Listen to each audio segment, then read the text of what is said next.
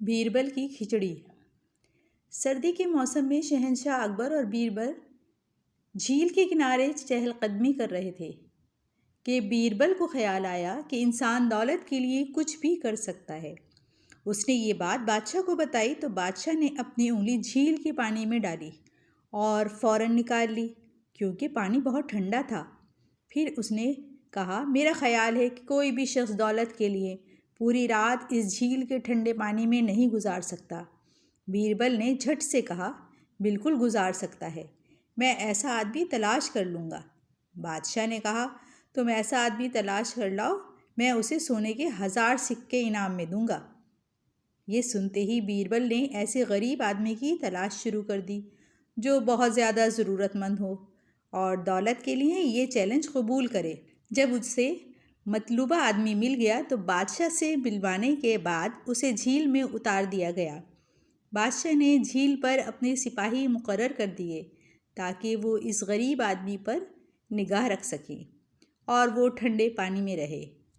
اگلی صبح سپاہی اس آدمی کو بادشاہ کے پاس لے گئے اور بادشاہ نے اس سے پوچھا، کیا تم نے واقعی پوری رات اس جھیل میں گزار دی ہے؟ غریب آدمی نے ہاں میں جواب دیا تو بادشاہ نے کہا، مگر تم نے یہ کیسے کر لیا؟ مجھے اپنی ترکیب بتاؤ۔ یہ سن کر غریب آدمی نے عرض کیا، جھیل کے قریب ایک اونچے کھمبے پر ایک چراغ روشن تھا، میں نے اس کے اوپر نظریں جما دیں اور اسی طرح سردی سے بچ گیا۔ بادشاہ نے کہا، پھر تو اس میں تمہارا کوئی کمال نہیں، سارا کمال تو چراغ کی لو کا تھا جس کی گرمی نے تمہیں سردی سے بچا لیا، تم انعام کے حقدار نہیں ہو۔ غریب آدمی بادشاہ کا فیصلہ سن کر بہت مایوس ہوا۔ پھر اس نے بیربل کے پاس جا کے فریاد کی تو بیربل اگلے روز دربار نہیں گیا۔ جب بادشاہ نے کچھ سپاہی اس کے گھر بھیجے تو بیربل کا جواب آیا، جب تک میری کھچڑی نہیں پک جاتی میں دربار میں نہیں آ سکتا۔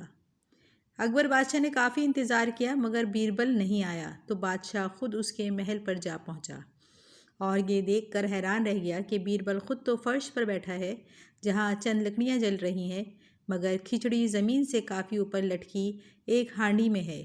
یہ دیکھ کر بادشاہ اور سپاہی ہنسنے لگے۔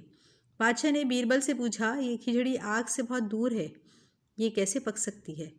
بیربل نے کہا، اگر کوئی شخص پانی میں اتر کر دور لگے چراغ سے گرمی لے سکتا ہے تو دور حرارت سے کھچڑی بھی پکائی جا سکتی ہے۔ اکبر بادشاہ اپنی غلطی سمجھ گیا اور اس نے غریب آدمی کو اس کا انعام دے دیا۔